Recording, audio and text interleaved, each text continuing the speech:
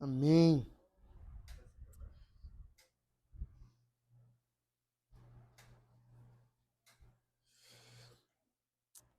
E hoje, coube a nós aí dar continuidade na série que o Felipe já deu início, né? Estamos estudando Hebreus, dentro do eixo principal, a suficiência de Cristo.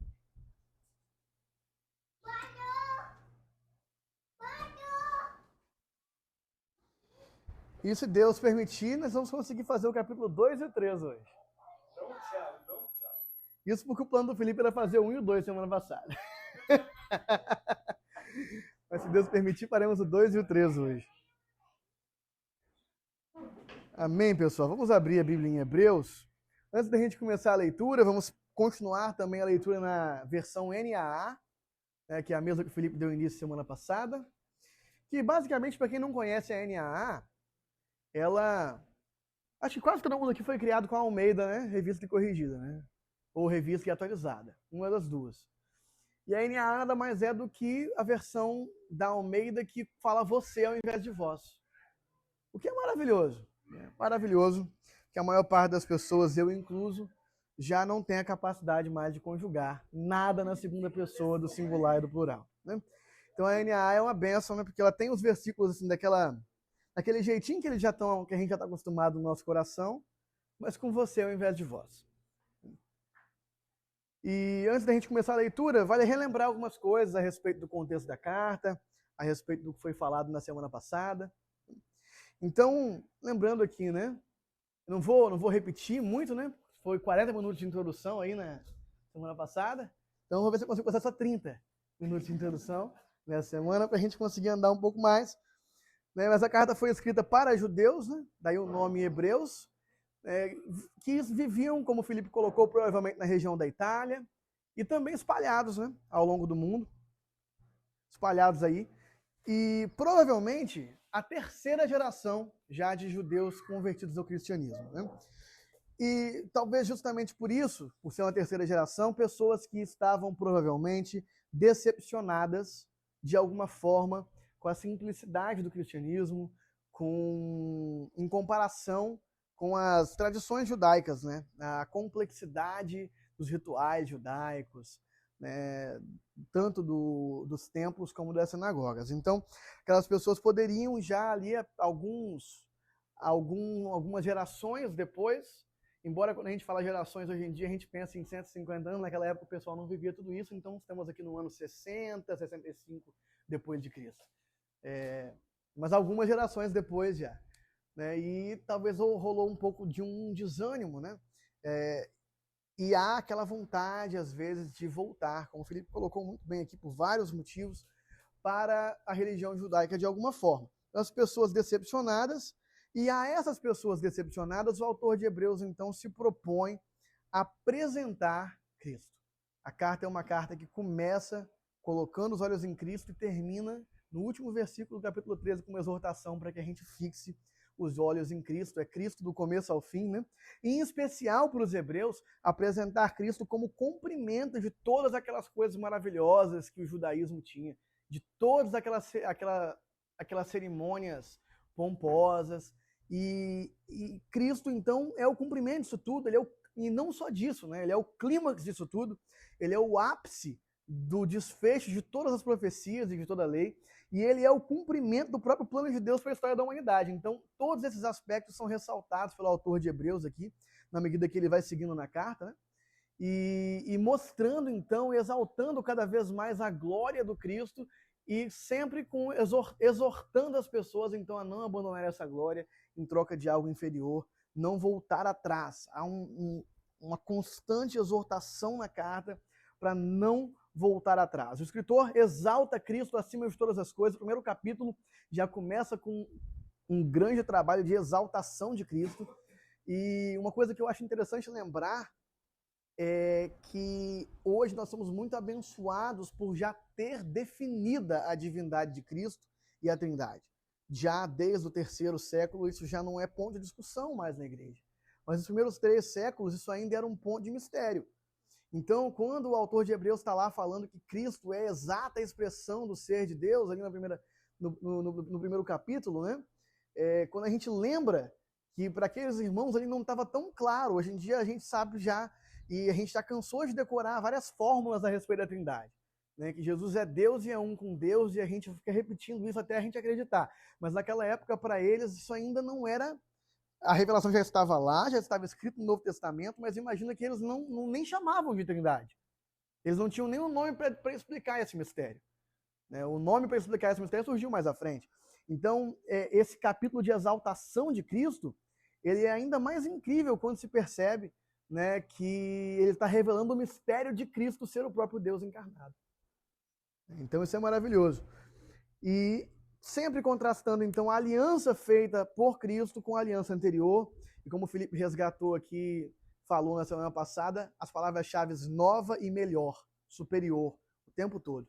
A aliança de Cristo é melhor, a aliança de Cristo é superior. Né? O discurso toma a forma de um belo sermão, né? Por isso que a gente tem muita dificuldade de encerrar um capítulo. Né? Eu admito que preparando essa exposição, deu muita vontade de entrar no capítulo 4 também, e olha que eu nem sei se eu chego no 3, porque ele já cita no 3 algo que ele só explica no 4, então você fica assim, ué, como que eu não entro? Mas se você entra no 4, ele cita no 4 algo que ele só explica no 5. Então fica bem difícil de fazer isso, então a gente vai se esforçar para ficar no 3 mesmo, né? E a proposta é que pegar essas pessoas desanimadas e fazer com que elas se animem novamente, que elas olhem para Cristo como a consumação de tudo e seus olhos brilhem, mais uma vez, pelo Cristo, e percebendo como ele é totalmente superior ao que estava proposto anteriormente. Se apaixonem novamente por Cristo. Martin Lloyd-Jones, um pregador famoso do século XX, vai falar que Hebreus é uma carta para pessoas sofrendo de depressão espiritual. Pessoas que se acostumaram ali à religião cristã, né? Agora eu uso religião numa conotação negativa, nem sempre a palavra é uma conotação negativa, né? Se acostumaram ali à religião cristã e começaram a desanimar no caminho. E estão sem prazer, sabe? Quase como uma pessoa deprimida, não sei quem já viveu essa experiência, se encontra, às vezes sem perceber porquê, sem prazer com a vida. É como se essas pessoas tivessem perdido um pouco o seu prazer na vivência cristã, na simplicidade do cristianismo. E Hebreus, então, é uma carta, é um remédio, é um antídoto para a depressão espiritual, porque é olhar novamente para Cristo e se apaixonar novamente por Ele. Então vamos entrar aqui nos capítulos 2 e o 3, que eu carinhosamente chamei o título dessa exposição de Cristo, Rei, Sacerdote e Irmão Mais Velho. Vamos fazer a leitura aí dos capítulos 2 e 3. Vamos fazer primeiro uma leitura corrida do 2 e o 3. Quem tem a NAA aí, além de mim? Só eu e a Alice? Então eu vou ler. Vocês acompanham aí. Se tivesse mais alguém, eu ia falar para a gente revezar, mas para a gente não misturar muitas traduções, vamos ler só em uma aqui. Hebreus 2, começando do verso 1. Por essa razão, importa que nos apeguemos com mais firmeza às verdades ouvidas, para que delas jamais nos desviemos. Porque se a palavra falada por meio de anjos se tornou firme, e toda transgressão ou desobediência recebeu justo castigo, como escaparemos nós se não levarmos a sério tão grande salvação? Esta, tendo sido anunciada inicialmente pelo Senhor, depois nos foi confirmada pelos que a ouviram, e também Deus testemunhou juntamente com eles, por meio de sinais, prodígios, vários milagres e a distribuição do Espírito Santo segundo a sua vontade. Pois não foi a anjos que Deus sujeitou o mundo que há de vir, sobre o qual estamos falando. Pelo contrário, alguém, em certo lugar, deu testemunho dizendo que é o homem que dele te lembres, ou o filho do homem que o visites. Fizeste-o por um pouco menor do que anjos, e de glória e honra o coroaste. Todas as coisas sujeitaste debaixo dos seus pés. Ora, ao lhe sujeitar todas as coisas, nada deixou fora do seu domínio. Neste momento, porém, ainda não vemos todas as coisas a ele sujeitas. Vemos, porém, aquele que por um pouco foi feito menor do que os anjos. Jesus, que por causa do sofrimento da morte foi coroado de glória e de honra, para que pela graça de Deus provasse a morte por todos. Porque convinha que Deus, por causa de quem e por meio de quem todas as coisas existem, conduzindo muitos filhos à glória, aperfeiçoasse por meio de sofrimentos o autor da salvação deles. Pois tanto o que santifica como os que são santificados, todos vêm de um só. É por isso que Jesus não se envergonha de chamá-los de irmãos, dizendo: A meus irmãos declarei o teu nome. No meio da congregação eu te louvarei. E outra vez, eu porei nele a minha confiança. E ainda, eis aqui estou eu e os filhos que Deus me deu. Visto, pois, que os filhos têm participação comum de carne e sangue, também Jesus igualmente participou dessas coisas, para que por sua morte destruísse aquele que tem o poder da morte, a saber, o diabo, e livrasse todos os que, pelo pavor da morte, estavam sujeitos à escravidão por toda a vida. Pois ele, evidentemente, não socorre anjos, mas socorre a descendência de Abraão. Por isso mesmo era necessário que em todas as coisas ele se tornasse semelhante aos irmãos, para ser misericordioso e fiel sumo sacerdote nas coisas referentes a Deus e para fazer propiciação pelos pecados do povo. Pois naquilo que ele mesmo sofreu, quando foi tentado, é poderoso para socorrer os que são tentados. Capítulo 2 encerrou, não é isso? Vou ficar por aqui. Legal? Amém. Papai do céu, nós te pedimos, Senhor, em nome de Jesus, para que a sua palavra aqui exposta cumpra essa promessa que inclusive se encontra em Hebreus, de ser viva e eficaz aqui no nosso meio, Pai. Pai, que nós possamos enxergar nesses versos exatamente aquilo que o Senhor queria comunicar àquele povo e através disso que nós possamos enxergar aquilo que o Senhor quer comunicar a nós. Senhor, que nós possamos ter uma compreensão clara, ter os olhos abertos pelo Espírito de revelação para enxergar, Senhor, todos os mistérios e maravilhas do seu propósito que se revelaram em Cristo Jesus. E, Pai, que nós possamos aplicar corretamente, de forma individual, cada um a nossa vida, perceber aonde é que essa palavra pode se aplicar a nós e levar isso a sério, Senhor. É o que te pedimos em nome de Jesus. Amém. Amém, pessoal. Então, relembrando, chamei essa exposição de Cristo, rei, sacerdote, irmão mais velho, porque nesse capítulo o autor de Hebreus vai estar tratando dessas 3 características e outras também, né? A gente escolhe 3 para organizar de alguma forma, mas trata de muita coisa aqui de Cristo, né? E o capítulo começa, então, com uma exortação. A gente acabou de sair do capítulo 1, aquela exaltação de Cristo, e a gente começa com uma exortação, que é constante aqui na carta. Nós precisamos nos apegar com mais firmeza às verdades a respeito de Cristo. Hebreus 2, 1 a 4.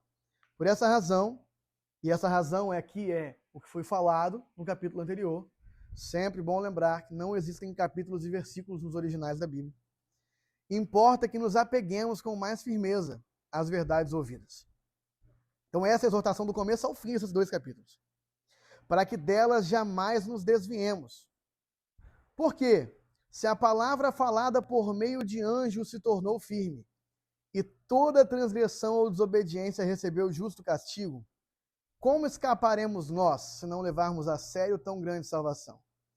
Esta, tendo sido anunciada inicialmente pelo Senhor, depois nos foi confirmada pelos que a ouviram, e também Deus testemunhou juntamente com eles, por meio de sinais, prodígios, vários milagres e a distribuição do Espírito Santo, segundo a sua vontade. O autor está aqui fazendo, então, um primeiro paralelo, uma primeira tensão aqui. Meu celular fica trocando a tela, eu vou travar. Uma tensão aqui entre a palavra anunciada pelos anjos e o Evangelho de Cristo Jesus. Isso aqui é muito interessante, porque tem uma sutileza aqui que não está no texto, que é por que essa fixação do autor de Hebreus com anjos? Toda hora ele está tentando falar que Jesus é superior aos anjos. E é porque o povo de Israel acredita firmemente que a lei foi concedida a eles por anjos, foi entregue a Moisés por anjos. Então, quando ele fala aqui, que a palavra falada por meio de anjos, ele está se referindo à lei de Moisés. Okay? Então, é essa tensão que ele está criando. A tensão entre a palavra falada por meio de anjos, a lei, e a palavra anunciada pelo próprio Senhor. Sempre que falar Senhor aqui, não estamos falando de Yahvé, nós estamos falando de Jesus, o Curios, o Senhor de todas as coisas. Então, a palavra anunciada pelo próprio Messias, pelo próprio Cristo, que foi confirmada e falada novamente pelos apóstolos, e confirmada pelo próprio Deus, que através deles manifestou sinais e prodígios que confirmaram, e mais uma vez confirmada pelo Espírito Santo, que de fato se manifestava no meio da igreja primitiva. e confirmava internamente aquilo nos irmãos. Então ele está agora contrastando as duas coisas. Essa carta inteira ele está tentando convencer os irmãos de que a aliança atual em Cristo é superior à aliança feita com o exército. E agora ele está qualificando aqui. Ó. Só que ele não está descartando, isso é muito interessante, ele não está descartando a palavra falada por meio de anjos. Pelo contrário, ele está deixando claro que é justamente por causa da palavra falada do meio de anjos que nós precisamos dessa salvação. Então observa, porque se a palavra falada por meio de anjos se tornou firme, toda transgressão ou desobediência recebeu justo castigo. Então, porque a lei se tornou firme, e ela era firme, e de fato ela era vinda de Deus, toda transgressão e desobediência merece justo castigo, e nós estamos sob justo castigo. Por isso mesmo, como escaparemos nós se não levarmos a sério a palavra anunciada do Senhor, o Evangelho, que é o que nos livra desse castigo? Então, na tradução do N.T. Wright, eu sei que os irmãos estão acompanhando. Quem mais está acompanhando a tradução do N.T. Wright, além dos irmãos aqui? O N.T. Wright traduziu ele mesmo do grego. Ele não está usando uma versão bíblica específica, né? Ele até chama de como escaparemos nós se ignorarmos o nosso resgate. Entendeu? Como nós vamos escapar da própria justa punição que a lei que foi dada pelos anjos nos trouxe, se o objetivo final dela, que era revelar a Cristo, que nos redime agora, for ignorado por nós. Então nós estamos sendo chamados a, por isso, nos apegarmos à verdade a respeito de Cristo. E o autor agora ele começa nesse capítulo a exaltar de várias formas como essa verdade a respeito de Cristo, o Evangelho, é superior à palavra falada por meio de anjos. O Evangelho é superior à lei. Ele não a cancela, ele a cumpre, né? Mas ele é superior de alguma forma.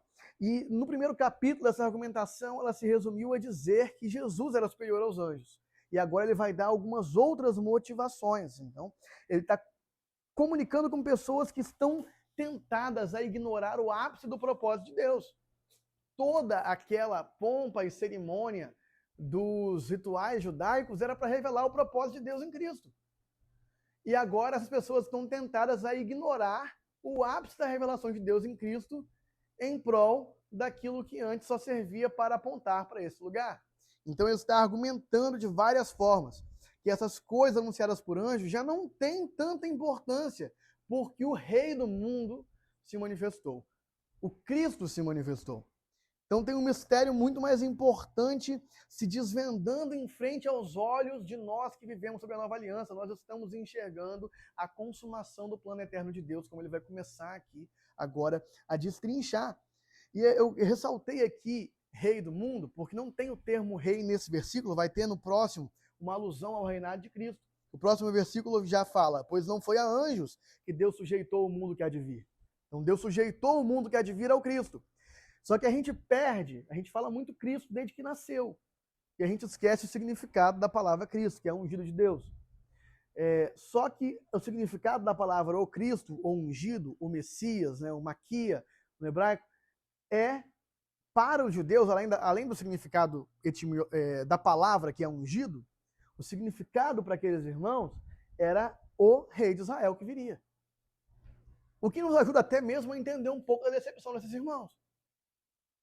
Porque eles estão sendo prometidos um rei da descendência de Davi. Inclusive, todos os salmos de Davi que foram citados no primeiro capítulo e que estão sendo citados aqui, aludem, então, a alguém que reinaria sobre a terra. Um reino de justiça, um reino justo. Então, a própria definição de Cristo, para a gente, se perdeu. Para a gente ocidental, quando a gente pensa Cristo, a gente pensa em Jesus. Para aquelas pessoas que estavam ainda sendo convencidas que Jesus era o Cristo, quando elas pensam Cristo, elas pensam o rei de Israel que governaria sobre o mundo. Então até dá para entender um pouco da decepção dessas pessoas de 60 e poucos anos depois ainda estarem sendo dominadas por Roma. Porque o próprio Cristo, ao subir aos céus, falou sobre o reino.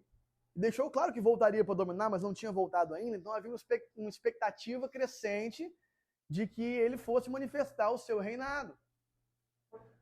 E aí o autor de Hebreus agora vai aludir a isso, ao fato de que o domínio já foi concedido a ele, mas nós não percebemos isso ainda. Então vamos ler 5 a 9. Então olha como que a mensagem a respeito do Messias, do rei de Israel, é mais importante que a lei que foi dada por anjos. Por quê? Não foi a anjos que Deus sujeitou. Agora eu estou no versículo 5. O mundo que há de vir. Gente, rapidinho, uma pausa, parênteses. Me ajudem aí. Se escutaram alguma coisa, se vocês quiserem falar, falem. Eu não sou tão bom quanto o Felipe em abrir espaço para as pessoas falarem, porque eu faço as coisas num fio e eu esqueço de parar. Mas, qualquer coisa que vier no coração para comentar aí do estudo de vocês, vamos trazer aqui para a mesa, porque isso aqui é uma mesa, entendeu? Amém? E eu vou me esforçar também para abrir esse espaço. Eu não posso aceitar a minha limitação, né? Mas vamos lá, porque eu fico muito animado. Vamos lá. Cristo é o rei do mundo que está por vir. Mas não foi a anjos que Deus sujeitou o mundo que há de vir. Esse há de vir, nessa tradução da NAA, passa quase despercebido aqui. Porque há de vir é rapidinho, né? O mundo vindouro. Aqui, o autor está falando sobre o mundo vindouro, sobre a nova criação de Deus, sobre o reino de Deus, o período de tempo do reinado de Cristo após a sua volta. Então ele está falando que Deus não vai sujeitar toda a criação a anjos. Ele vai sujeitar toda a criação a Cristo, e de alguma forma ele já sujeitou, mas nós não vemos isso ainda. Vamos lá?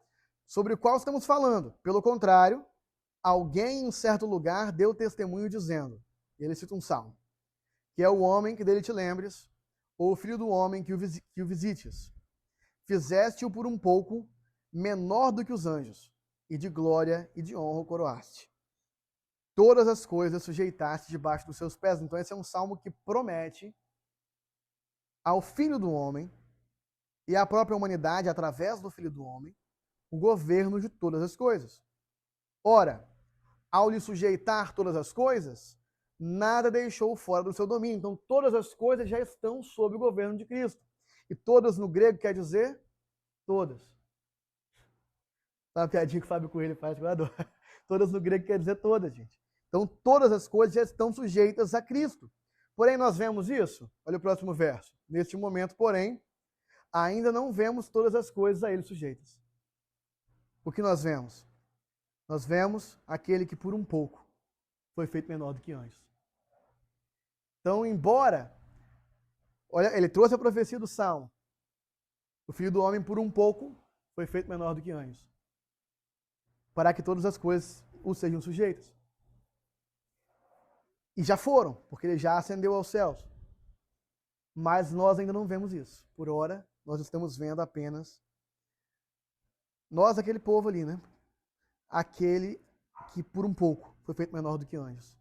E por causa do sofrimento da morte, foi coroado de glória e honra, como também o Salmo acima promete.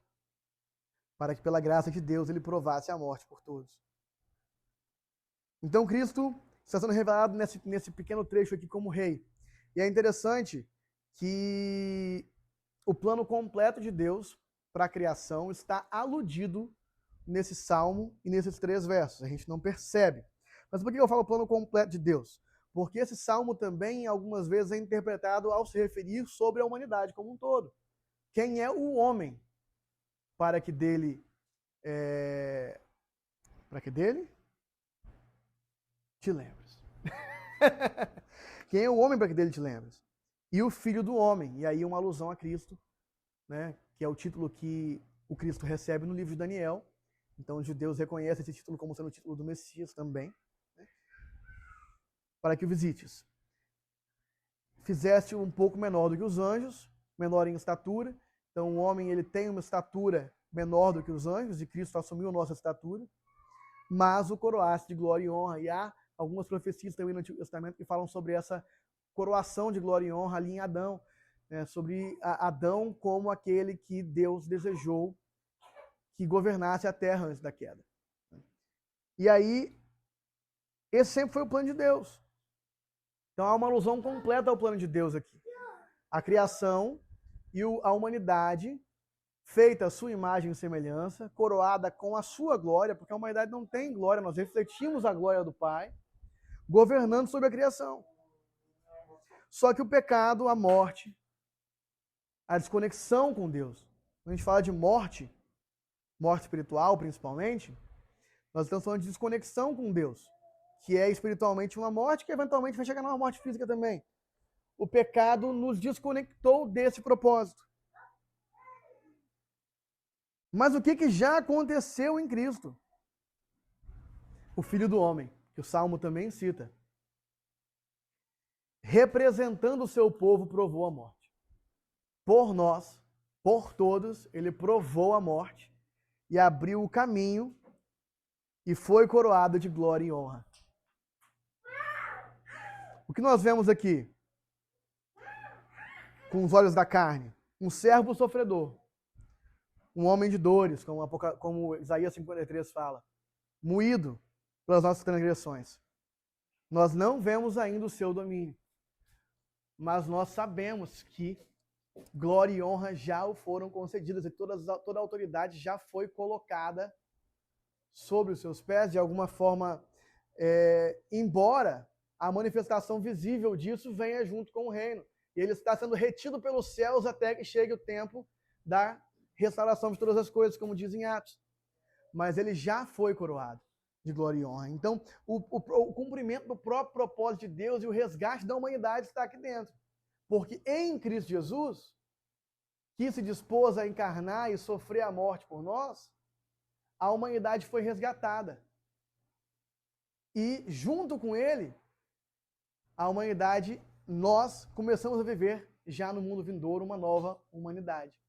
Então é impossível ler esses textos aqui e não lembrar dos textos de Paulo, quando ele fala disso, que se com ele morremos, com ele também ressuscitaremos. Então, a nossa estada dentro do Messias, nós compartilhamos da sua morte. Se compartilhamos da sua morte, compartilharemos da sua vida. Então, como nós somos novamente coroados de glória e honra e restabelecidos ao projeto inicial do Pai? Dentro da morte do Messias. E dentro da ressurreição dele. Então, o próprio plano inteiro de Deus está sendo colocado aqui. Então, olha como que isso é superior. A lei só servia para condenar e deixar claro para a gente que nós perdemos nossa condição de glória e honra. Mas Cristo, como rei do seu povo, o representa e o traz de volta para o plano original do Pai. E então, cabe a nós ser exortados aqui por esse texto a enxergar isso e a nos lembrar continuamente dessa verdade. O autor vai continuar aqui e falar um pouco mais sobre o sofrimento e a morte do Messias, mas sobre essa questão do seu reinado e da nossa participação com ele no seu sofrimento, vamos abrir um pouco no espaço se alguém quiser falar alguma coisa. Eu quero só mencionar que a própria carta aos Hebreus vai voltar várias vezes nesse assunto e que nós não vamos conseguir adentrar e exaurir o assunto da propiciação e da expiação da morte de Cristo, porque existem pelo menos 14 perspectivas ao respeito e pelo menos 7 são boas. Então, assim, estou chutando 7 aqui, mas muitas são boas. Porque é como se fosse um prisma, né? O que ele conquistou na cruz foi muita coisa, não foi só uma coisa. Então aqui nós falamos sobre uma das coisas. Mas alguém gostaria de, dentro dessa perspectiva que o versículo trouxe, trazer alguma coisa a mais?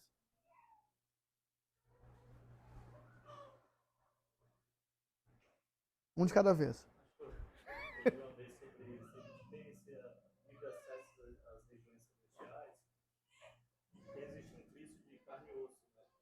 Isso. Ele sofreu todas as coisas, então nós somos, como falou assim no passado, somos cordeiros dele, né? Temos o mesmo sangue, a mesma carne. Sim. Ele que isso faz parte do Sim. sacerdócio. Sim. Perfeito, perfeito. E é justamente esse o ponto que os próximos versículos vão tratar. O papel da encarnação na nossa participação com ele, da exaltação dele. Né? Então vamos seguir então nos próximos versos para entrar justamente nesse tema. Vamos lá. Porque convinha que Deus, por causa de quem e por meio de quem... Aqui eu coloquei aqui uma pergunta reguladora antes da gente ler esses versos. Por que ele teve que encarnar? Por que ele teve que morrer e sofrer por nós? Para fazer esse papel de se tornar o nosso rei e nos exaltar ao projeto do Pai de novo. Então vamos lá. Porque convinha que Deus, essa é a resposta, né? Isso aconteceu com ele, ele sofreu a morte por todos, porque convinha que Deus, por causa de quem e por meio de quem todas as coisas existem, conduzindo muitos filhos à glória. Vamos lá? Vamos fazer eu quero trazer uma ênfase que eu negritei aqui, depois eu vou mandar para vocês o meu esboço, mas aqui vamos repetir algumas ênfases aqui. Então, conduzindo muitos filhos à glória. Guardem aí, filhos. Aperfeiçoar-se por meio de sofrimentos, o autor da salvação deles. Pois tanto o que santifica como os que são santificados, todos vêm de um só. É por isso que Jesus não se vergonha de chamá-los de irmãos. Repita comigo, irmãos. Dizendo, a meus irmãos declarei o teu nome. No meio da congregação eu te louvarei. E outra vez, eu porei nele a minha confiança. E ainda, eis, aqui estou eu e os filhos que Deus me deu. Visto, pois, que os filhos, de novo, os filhos, têm participação comum de carne e sangue, também Jesus igualmente participou dessas coisas, para que, por sua morte, destruísse aquele que tem o poder da morte, a saber, o diabo, e livrasse todos os que, pelo pavor da morte, estavam sujeitos à escravidão por toda a vida. Pois ele, evidentemente, não socorre anjos, mas socorre a descendência de Abraão. Andrew Wright fez um favor aqui de lembrar que descendência também é família. Ele socorre a família de Abraão. Por isso mesmo era necessário que em todas as coisas ele se tornasse semelhante aos seus irmãos. Novamente, irmãos. Para ser misericordioso e fiel sumo sacerdote nas coisas referentes a Deus e para fazer propiciação pelos pecados do povo, pois naquilo que ele mesmo sofreu quando foi tentado, é poderoso para socorrer os que são tentados. Então, veja a ênfase dessa parte. Essa é a parte do texto onde o autor se propõe a explicar a razão pelos sofrimentos de Cristo, a participação dos sofrimentos de Cristo, a participação de Cristo nos sofrimentos da espécie humana. E olha as palavras que ele traz o tempo todo. Filhos, irmãos, família. Isso é maravilhoso, porque nós já sabemos e falamos há muito tempo que o propósito de Deus é uma família de muitos filhos, né? Semelhantes a Cristo. E são poucos os textos na Escritura que deixam isso tão claro. Talvez, eu não tinha percebido isso. A gente sempre fala de Romanos, ali quando ele fala, não sei se é 8:26, quando ele fala que todas as coisas que operam bem naqueles que amam a Deus, que são chamados de acordo com o seu propósito, que os de antemão conheceu, também predestinou para serem filhos, Perdi? Não, os que de antemão conheceu, também os predestinou, segundo o seu propósito de ter uma família, não tem o de ter não, mas é uma família, eu perdi qual que é o conector ali, mas é uma família de muitos filhos semelhantes a Cristo. A gente sempre fala desse texto quando a gente lembra que o propósito de Deus é uma família. Mas aqui nós temos vários versículos seguidos, do 10 ao 18, falando sobre o propósito de Deus em nos fazer seus filhos de sua família. Nós temos uma exposição sobre o propósito de Deus ser a família aqui de Hebreus. Então convinha que Deus conduzisse através dele muitos filhos à glória. Então o propósito da sua encarnação é nos fazer família de Deus. Então nós estávamos caídos, separados, mortos, e para nos fazer seus irmãos, ele se fez um de nós e morreu. Então aqui vem a segunda perspectiva, né? Cristo, além de rei, é nosso irmão mais velho, que nos fez filhos de Deus. Ele se fez nosso irmão para que nós pudéssemos ser feitos filhos de Deus. E por que ele teve que se fazer nosso irmão para isso? Porque os filhos têm participação comum de carne e sangue. Então, para que nós pudéssemos ter participação com ele e ser filhos de Deus também, ele se tornou em carne e sangue. Então também Jesus igualmente participou dessas coisas. O Hebreus está falando, os filhos têm participação comum de carne e sangue, Jesus igualmente participou dessas coisas. Então ele participou, ele tomou parte, ele tomou para si algo que era nosso. Tomou parte de carne e sangue para ser família conosco. E junto com isso ele tomou para si o nosso destino, que era a morte, por causa da separação de Deus. De forma que através da morte, e esse que é o mais interessante, aqui tem um mistério muito, muito legal esse texto, daria para a gente ficar só nele. Às vezes dá vontade de fazer como Martin Lloyd Jones fazia, ficava num versículo só por 50 minutos. Porque isso aqui é muito misterioso. Que através da morte, ele nos levou à vida. Então o nosso destino era a morte, por causa do pecado. E o caminho que nos leva à redenção é através da morte, da dele. Não da nossa. Da nossa, nele. Então tem um negócio aí, né? Afinal, ele nos livrou ou não nos livrou da morte? Ele nos livrou da morte eterna. Mas de alguma forma a gente ainda morre. Nele, junto com ele. A gente participa da morte dele para ser com ele exaltado. Então, eis o mistério, agora de novo citando Hebreus, para que, por sua morte, destruísse aquele que tem o poder da morte e livrasse todos os que, pelo pavor da morte, estavam sujeitos à escravidão. Então, aqui tem uma compreensão do autor de Hebreus a respeito do estado de pecado do homem, onde ele diz que nossa escravidão se dá pelo nosso pavor da própria morte. E que o diabo detém o poder da morte por conseguir usar isso contra nós. Então é isso que o autor de Hebreus está afirmando aqui. Novamente, dá vontade de parar e fazer uma exposição completa da doutrina do pecado original. Não dá tempo, porque eu teria que pegar tudo que Paulo fala a respeito também. Mas dentro da compreensão do autor de Hebreus aqui, parte do motivo do nosso estado de pecado é que o pavor da morte nos sujeita à escravidão.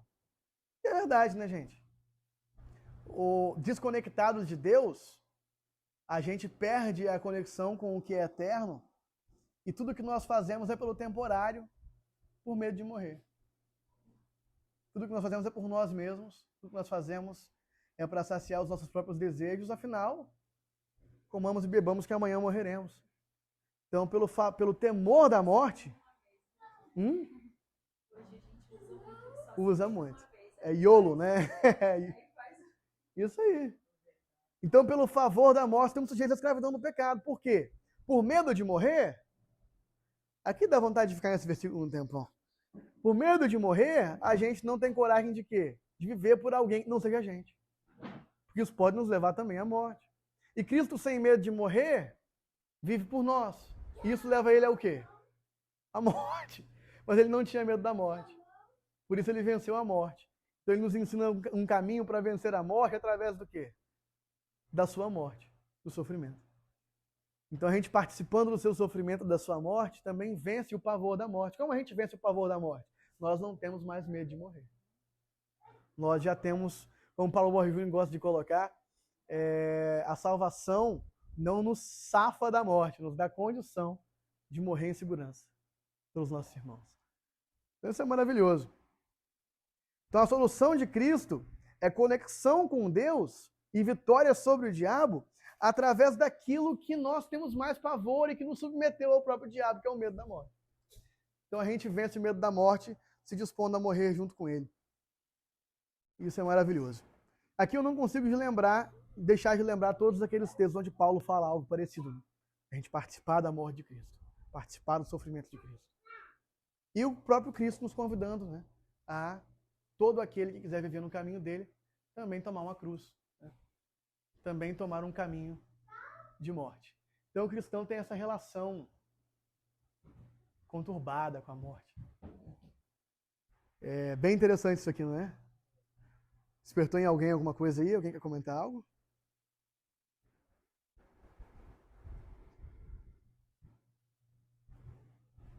Então, sim. Ele vem participar da nossa carne, como o Felipe colocou, né? Ele encarna.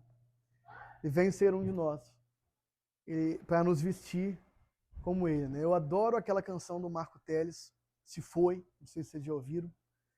Né? E tem uma parte que ele dá, nos refrões, ele vai contando a questão da encarnação de Cristo, e ele sempre fala, vestiu-se como um de nós. E aí no último refrão ele fala, vestiu-nos como ele é. Então ele se vestiu como um de nós para nos vestir como ele é. Ele se fez um ser humano de carne e sangue para ser nosso irmão, para assim na sua exaltação nos fazer filhos de Deus.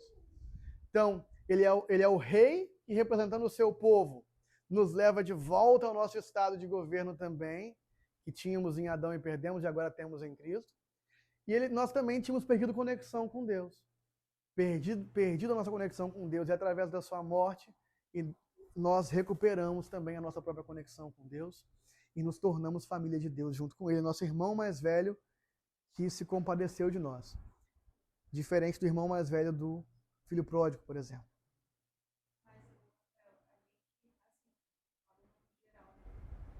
Temos muita facilidade de questionar os nossos sofrimentos. Né? Se a gente está passando por algum sofrimento, a gente quer ter uma resposta sobre aquilo. E é muito diferente quando você recebe uma bênção, porque você não fica, Senhor, não mereço isso. Por que eu tenho que receber isso? Eu não fiz nada para receber isso. E nós temos muita dificuldade. Apesar de a gente ter recebido essa herança em Cristo, nós temos muita dificuldade de aceitar um sofrimento que muitas vezes vai levar uma glória. Sim. Muito bom, muito bom. Esse é um versículo também, né? De Paulo, é de Paulo ou de Tiago? Eu não lembro mais, mas o sofrimento leva a glória perene. Compartilhar dos sofrimentos de Cristo. E realmente, assim, né, nós, uma vez compreendendo essa verdade, aqui o autor vai rumar para voltar a falar da comparação com a lei. Mas vale a pena, assim, fazer essa parada e perceber que, compreendendo a beleza da morte de Cristo, que nos livra do pavor da morte, nós não precisamos ter pavor do sofrimento. Nós não precisamos ter pavor do sofrimento. Não que os cristãos sejam masoquistas e tenham prazer no sofrimento. Mas todo sofrimento agora recebe o seu justo propósito. A gente não tem mais o desespero de sofrer sem propósito. Toda espécie de sofrimento pode ser significada em Cristo. Toda espécie de sofrimento pode ser significada em Cristo. E Ele nos convida, de fato, a morrer pelos nossos irmãos. Também vale dar vontade de fazer uma parada inteira e fazer 50 minutos sobre a teologia do sofrimento aqui. Eu também adoro falar sobre isso. Mas vamos embora.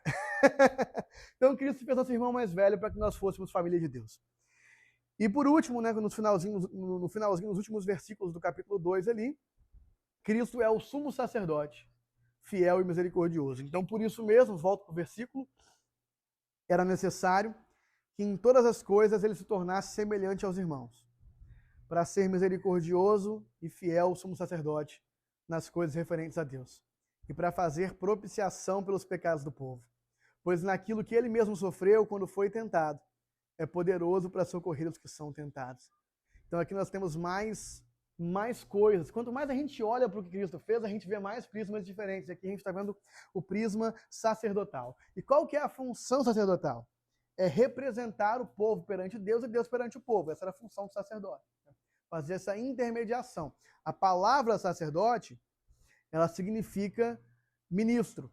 E a palavra ministro vem de intermediar, de intermediador. Então o sacerdote está numa função de intermediação entre céus e terra, entre Deus e homens.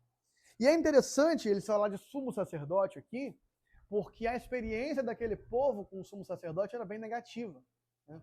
Os sumos sacerdotes daquela época a história nos conta que eram pessoas que compravam o direito de ser sumo sacerdote. Mais à frente, ele vai falar sobre o apontamento. Por isso que está falando nos outros capítulos, acho que no capítulo 4 ou 5, ele vai falar sobre o apontamento de Cristo ao sacerdote, como foi diferente desse apontamento terreno. Né?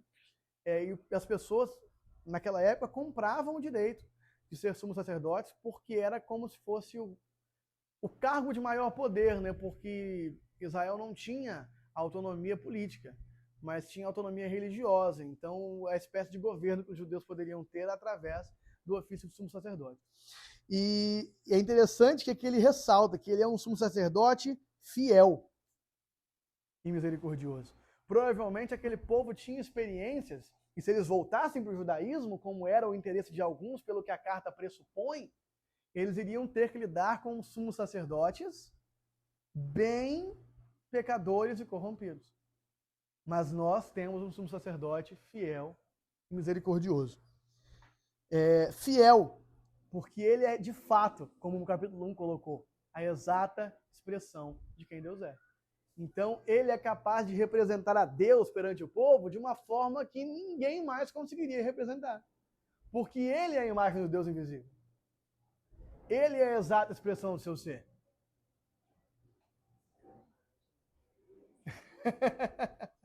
Muito bom, muito bom. Né? O Leandro Vieira gosta de falar nesse texto Imagem de Deus Invisível, que é que tudo que se pode ver de Deus, a gente vê em Cristo. Eu gosto dessa expressão. Cristo é tudo que se pode ver de Deus. Tudo que pode ser visível. Obrigado, viu? Pode deixar por aqui. Nos atributos invisíveis de Deus. Então, ele é um sumo sacerdote fiel. A representação dele, de Deus perante o povo, é perfeita. Diferente dos outros. Mas, ao mesmo tempo, misericordioso. Ele é capaz de se compadecer daqueles por quem ele ministra. Não por ele ser pecador como eles, porque os sumos sacerdotes de Israel eram pecadores como o povo, e ainda assim não tinham compaixão.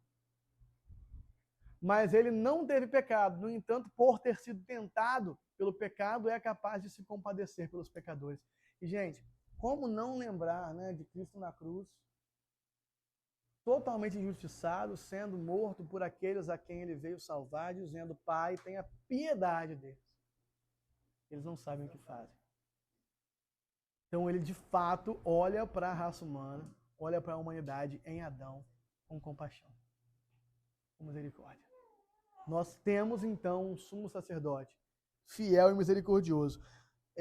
Hebreus vai falar mais sobre isso nos próximos capítulos, que não são os de hoje, sobre qual foi o trabalho sacerdotal que ele fez, essa questão da dimensão sacerdotal, do sacrifício, da expiação de sangue, será aludida nos capítulos 4, 5, 6, mas aqui para nós resta dizer apenas o que o texto colocou, para a gente não correr o risco de não fazer tudo que a gente tem que falar aqui hoje. Amém? Porque ele vai pegar esse tema do sumo sacerdote muitas vezes. Então, ao final da exposição de Hebreus, a gente vai ter uma apreciação renovada pela função sacerdotal de Cristo. Mas aqui, quando a gente junta tudo isso que a gente falou, que Cristo é o rei, ele é o irmão mais velho, não fez parte da família de Deus, ele é o sumo sacerdote. É interessante olhar para isso e perceber que todo o propósito original de Deus é restaurado em Cristo. Então nós estamos olhando para o ápice da criação. Nós estamos olhando para o clímax da criação. Quando Deus criou a humanidade, ele disse que criaria a sua imagem e semelhança. E Deus, de fato, executa uma humanidade perfeitamente a sua imagem e semelhança em Cristo Jesus. Então nós estamos olhando...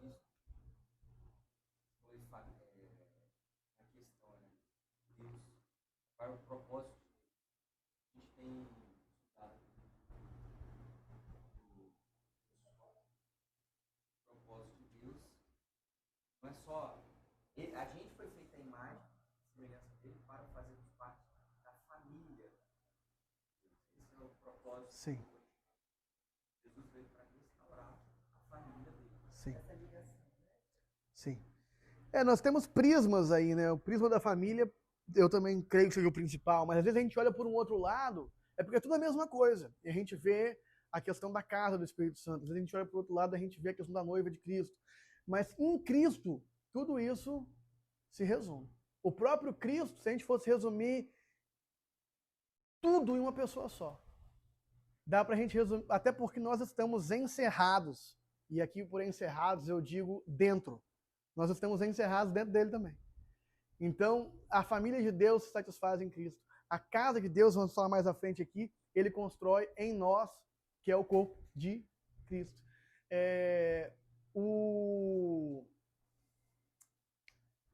A noiva de Cristo é uma só com Cristo.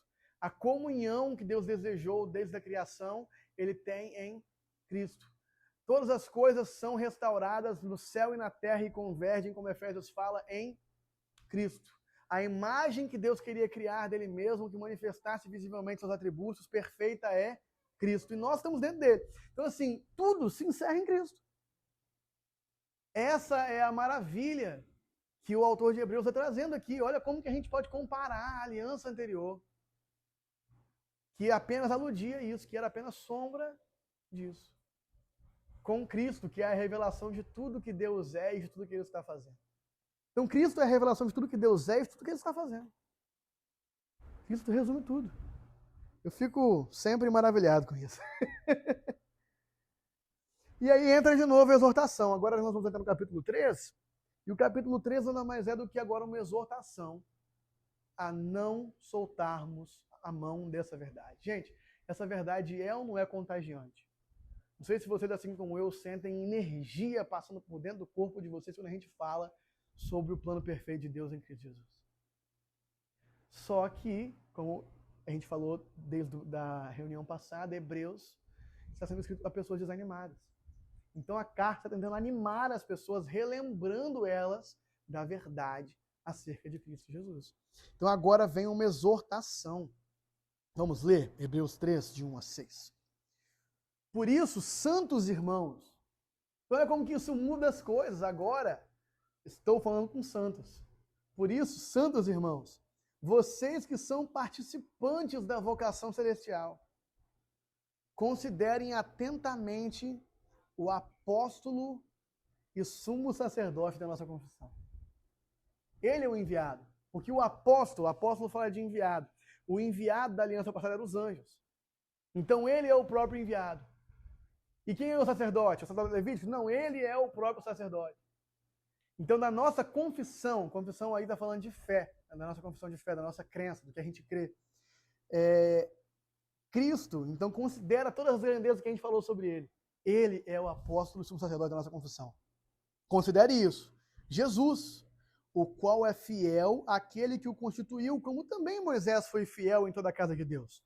No entanto, assim como aquele que edifica uma casa tem maior honra do que a casa em si, também Jesus tem sido considerado digno de maior glória do que Moisés, pois toda a casa é edificada por alguém, mas aquele que edificou todas as coisas é Deus. E Moisés foi fiel em toda a casa de Deus, como servo, para testemunho das coisas que haviam sido anunciadas. Cristo, porém, como filho, é fiel em sua casa. E essa casa somos nós, se guardarmos firme a ousadia e a exultação da esperança. Olha que interessante. Moisés, então, tem honra, porque ele foi fiel na casa de Deus, mas Cristo é o dono da casa. Cristo é o dono da casa, Cristo é filho. E aí vem talvez para mim, o que para mim é a parte mais surpreendente do ponto de vista do judeu. Né? E essa casa somos nós. A casa, então, o templo era apenas uma alusão. Era apenas a sombra daquilo que viria de fato ser a casa de Deus. Nós. Então, olha aqui a exortação. Nós somos feitos os santos de Deus. O povo de Israel é que tinha esse título, né? Dos santos de Deus. E esse, o propósito, aqui o autor está dizendo o seguinte, eu peguei uma frase da Andrew White aqui que eu copiei por extenso. O propósito pelo qual Deus estava trabalhando ao longo dos muitos anos da história de Israel, tendo Moisés e o Êxodo como pessoa e evento marcantes, foi completado em Jesus. Isso significa que aqueles que hoje pertencem a Jesus é que são os santos de Deus. Por quê? Porque Jesus cumpriu a vocação de Israel. Israel, então, tinha uma vocação de ser luz para o mundo. Mas a vocação de Israel foi cumprida no seu rei. O rei de Israel cumpriu sua vocação de ser luz para o mundo. E são participantes agora da casa de Deus. Andrew White, como um estudioso do primeiro século, aponta que essa questão de que a casa de Deus era o próprio povo de Deus e não só o templo, já era falada pelos judeus no primeiro século, de alguma forma. Mas agora, o povo de Deus, então, não é mais só Israel, são todos aqueles que estão em Cristo. Nos resta, então, gente, diante de tanta revelação a respeito do plano de Deus, por isso que eu falei de casa, né? Estamos fazendo família, estamos fazendo também sua casa. Habitar, Jesus também fala muito sobre habitar conosco, né? Família fala de ter comunhão conosco, Senhor nosso Pai, e casa fala muito de habitar em nós. Nos resta, então, fazer o que o autor de Hebreus vem nos recomendando desde o começo, que é a parte final desse versículo, né? Guardarmos firme essa confissão. Guardar essa fé. Com ousadia e com deleite, com exultação da esperança. Eu acho que deleite, para mim, exultação da esperança é uma palavra-chave. Quando a gente está com essas verdades em mente, a gente não entra em depressão espiritual. porque isso nos traz deleite. Pensar que nós somos feito parte do plano de Deus em Cristo Jesus.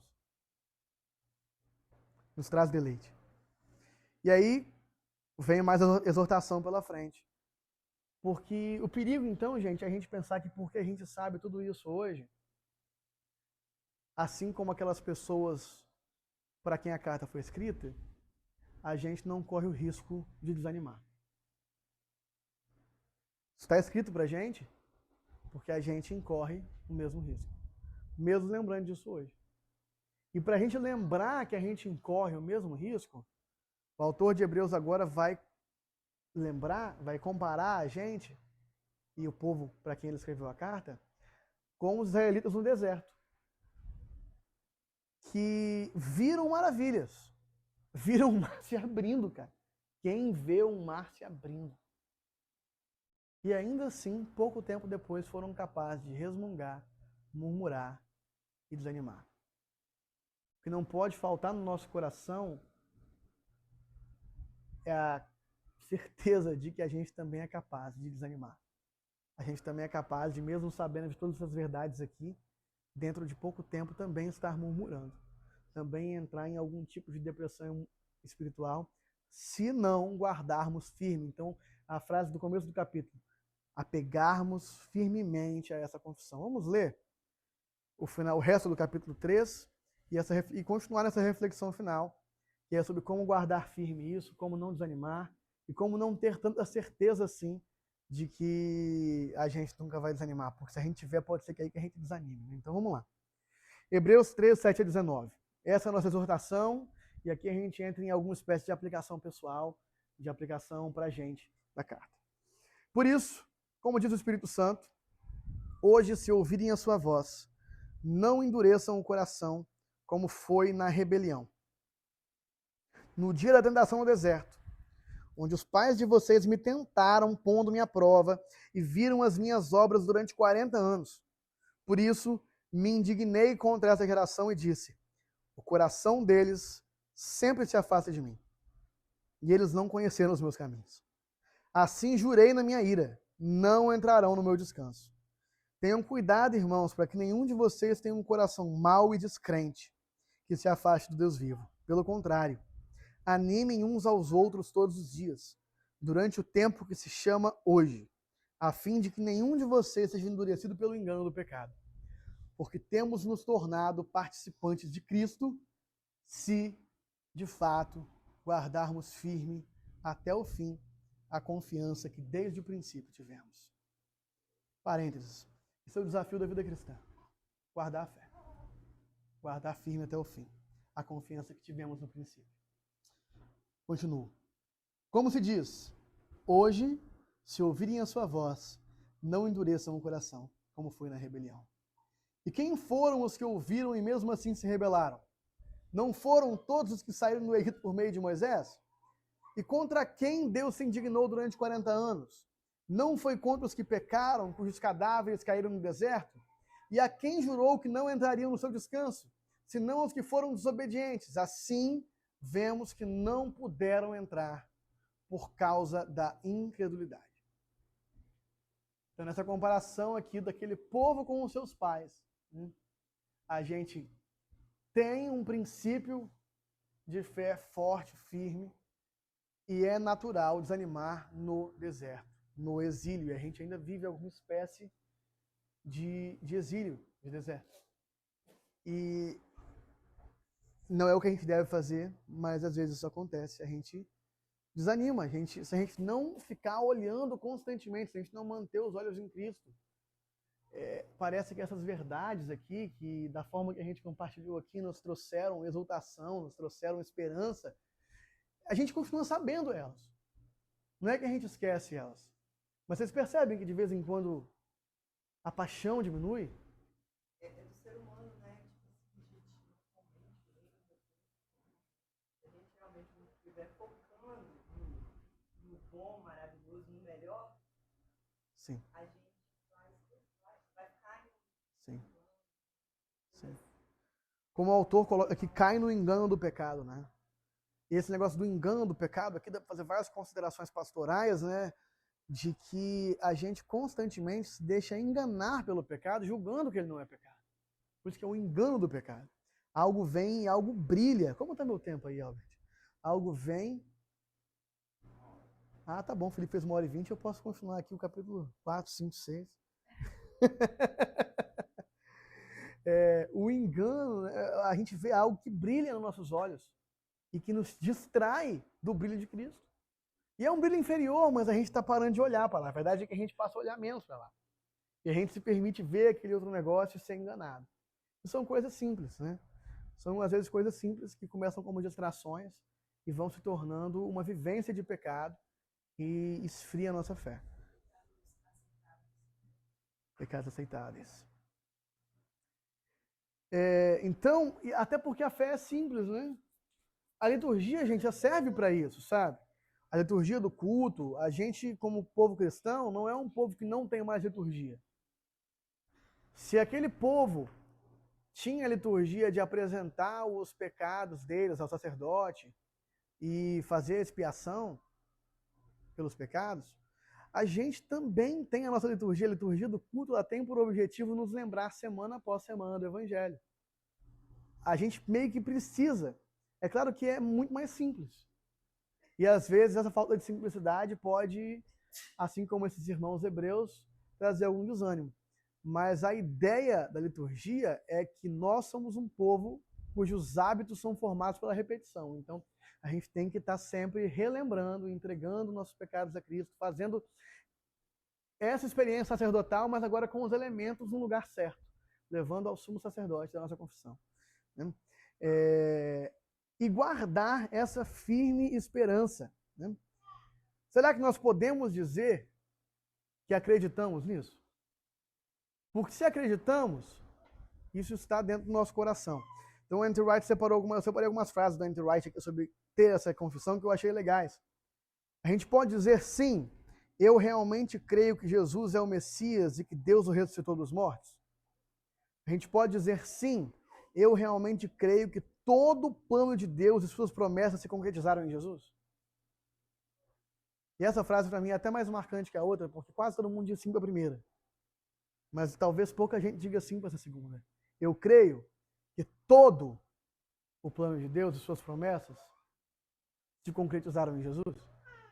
Ou eu estou sempre ali com meus olhos brilhando para novas promessas, para as novas coisas que outros evangelhos me proporam.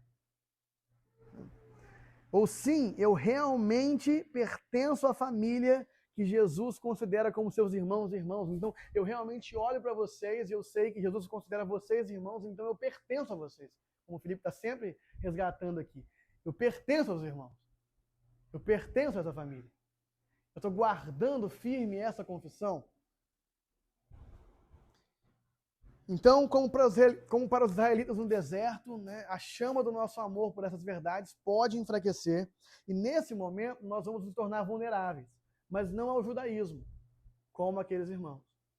Mas vamos nos tornar vulneráveis a outros evangelhos, a boas notícias, muitas vezes alteradas, que não são a boa notícia de como tudo se consumou em Cristo.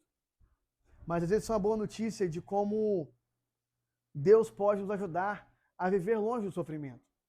Eu sempre trago que o evangelho da prosperidade está muito batido. Ainda tem muita gente que acredita, mas quase todo mundo já pegou assim, isso é o evangelho da prosperidade. Mas o evangelho da prosperidade afetiva, das pregações motivacionais, está bombando, né? Então nós vamos ser atraídos a esse tipo de verdade. O que é mais, gente, o que traz mais ânimo para a semana de vocês? A gente ter esse momento de reflexão, onde a gente exalta Cristo e fala sobre como ele é a consumação de tudo, ou se essa fosse uma exposição a respeito de como Deus pode te ajudar a vencer as suas batalhas. Que não deixa de ser verdade, mas o que vai te trazer mais ânimo? Entendeu? E esses são sintomas de um estado similar, talvez, ao desses judeus que sentiam a necessidade de algo além de Cristo. Se nós sentimos necessidade dessas coisas. E não é para nos desesperar, né, se nos diagnosticarmos com algum desses sintomas. O remédio está aí. Se apegar firmemente, como desde o começo do capítulo 2 até agora esse finalzinho o autor de Hebreus tem dito. Se apegar firmemente às verdades a respeito de Cristo. Para fechar, eu quero trazer aqui aquela citação de Martin Lloyd Jones sobre Hebreus ser um remédio contra a depressão espiritual. Né? Para nos ajudar com isso, a gente sempre pode ler de novo a carta aos Hebreus. Eu acho que é maravilhoso. Eu tenho essa sensação, quando eu leio a carta aos Hebreus, de ser novamente avivado. Ela está nas Escrituras para nos lembrar disso. Né? Falamos aqui de verdades profundas que dá vontade da gente entrar nelas. Né? Falamos sobre a expiação, falamos sobre o que ela significou, falamos sobre a encarnação de Cristo, falamos sobre sermos propósito eterno de Deus, sermos feitos família de Deus, falamos sobre um monte de coisa, mas na carta de Hebreus essas informações estão aqui por um motivo. Nos ajudar a guardar essas verdades e não desanimar na fé. É para isso que serve nos lembrar dessas verdades. Amém? Eu encerro por aqui. Vamos bater um papo sobre isso? Alguém quer trazer mais alguma coisa?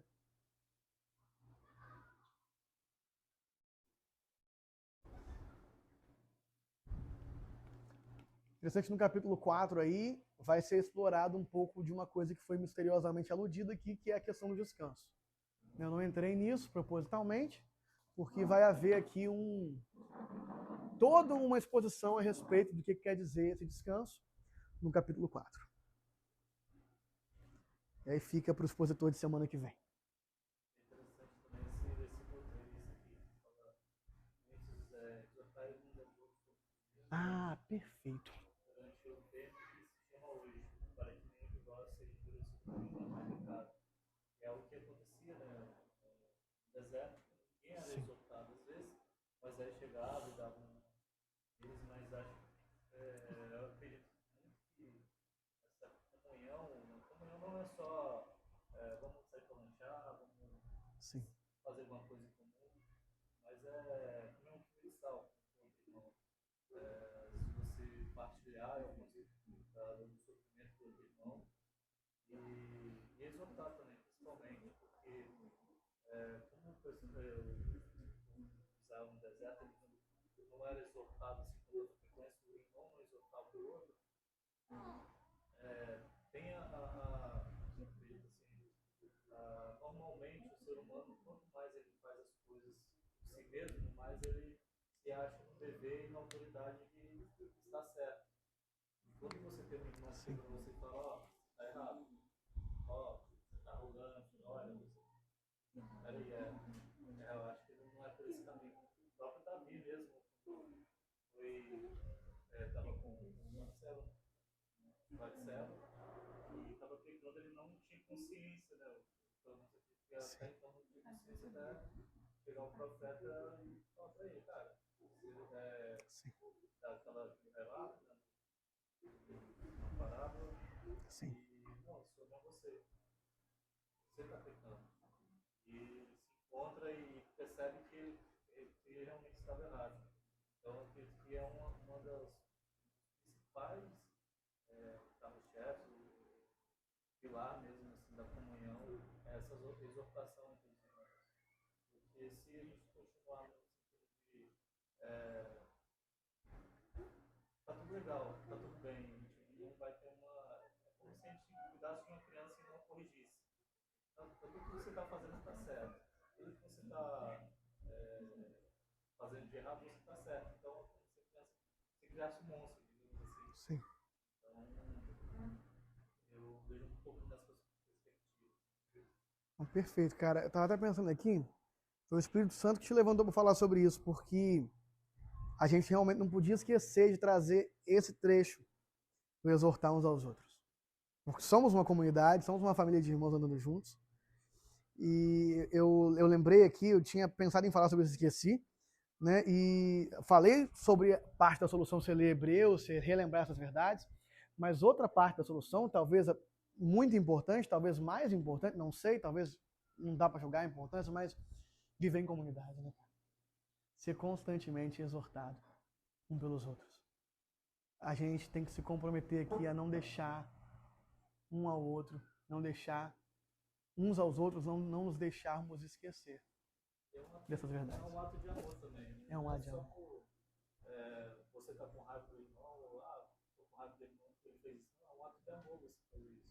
Sim. Uma certa vez, ali não vou lembrar de uma situação que eu precisava confrontar uma pessoa e que eu tinha muita raiva dessa pessoa. Até uma pessoa da família, e eu tava com muita raiva porque eu vi que ela estava prejudicando outra pessoa. E eu no momento fiquei com muita raiva, falei na época, e aí eu conversei com um pastor meu, né, que já estava me acompanhando, né, e eu conversei com ele assim, rápido, né, sobre a situação, ele falou, não, você precisa confrontar essa pessoa. Aí, daqui no meu sentimento, eu estava com muita raiva, eu sentia muita raiva. E eu, na hora, ele falou, espera um pouco. Aí eu fui esperando, e a gente foi conversando, eu evitei, assim, expor, mas a gente foi conversando aos poucos, e depois chegou um tempo que passou uma semana que eu não conseguia mais chegar e falar, você tá errado, porque aquela raiva foi embora. Uhum. E quando eu pensava em falar, eu sentia compaixão, eu sentia empatia. E aí, quando eu conversei com esse pastor, não, agora não é certo você falar. Porque você não vai falar mais com raiva, você não vai falar mais como se você fosse melhor do que ele. Sim. Você vai falar como se você fosse igual a ele. E como se você também tivesse passivo do mesmo erro. Sim. Então, aí faz sentido. Aí eu conversei com essa pessoa. Foi uma conversa muito boa, inclusive. No momento ela reconheceu também. E hoje realmente mudou totalmente aquele cenário. Né? Então, é uma forma de amar. Você exorta também. Não é sempre claro que tem situações que você vai ter um pouco mais de raiva, mas é bom sempre tranquilizar um pouco, um pouco mais tranquilo, exortar o irmão em amor mesmo. Sim. Sim. E quem vive em família está sempre sendo exortado, né, gente? Eu acho que é até daí que mais tarde o autor de Hebreus vai dar aquele conselho de não deixe de congregar. Eu acho que talvez seja o único versículo bíblico que fala isso tão claramente, né? Não parem de se reunir como igreja. Não parem de se reunir como a Assembleia do Senhor. Não parem de se reunir como a família de Deus. Porque é aí que essas verdades vão ser reafirmadas na nossa vida. É aí que a gente vai continuar apaixonado por Cristo. É aí que a gente vai se dispor a viver a vida de cruz, que Ele nos convida a enfrentar o sofrimento com alegria e servir o próximo, servir o irmão, viver a vida dele, né? Que é o ápice da espiritualidade cristã. Viver a vida de Cristo. E a exortação, ela é o amor, é a verdade com amor, né? Você vai só com a verdade, parece que você quer mostrar que você tem razão.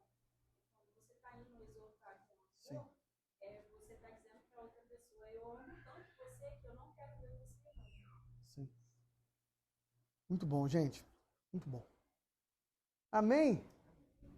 Amém.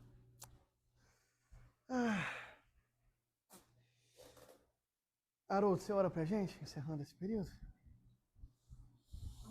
Sim, gratidão, sim, mais essa manhã maravilhosa de vida, que a gente esteve aqui, Pai, em família. Amém. Obrigado, Pai. Por família, Senhor. Amém. Reunimos para aprender mais de Ti e ganharmos mais estímulos, ganharmos direção aqui na conversa. Obrigado por essa palavra de Hebreus que tem mostrado para a gente e não desanimar. Amém. E também que o seu evangelho é simples. Amém. Não precisa estar buscando outras coisas, ainda da tua palavra. E que essas lições, Senhor, que a gente possa passar para frente também com amor. Amém. Que o teu reino venha crescer. Amém. Pedimos também para acompanhar as pessoas que nós estão aqui, em especial médicos também. Amém. Deles lá,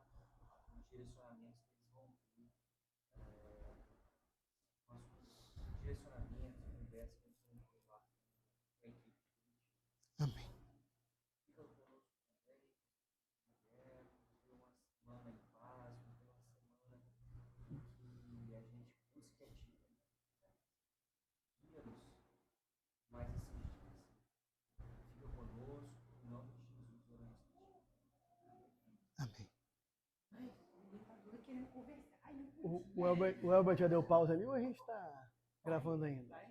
Você sabe da pausa ali? Eu ainda tô com escuta aqui, gente. Felipe, um abraço pra você. Aé, um abraço pra você. Tô usando escuta aqui ainda.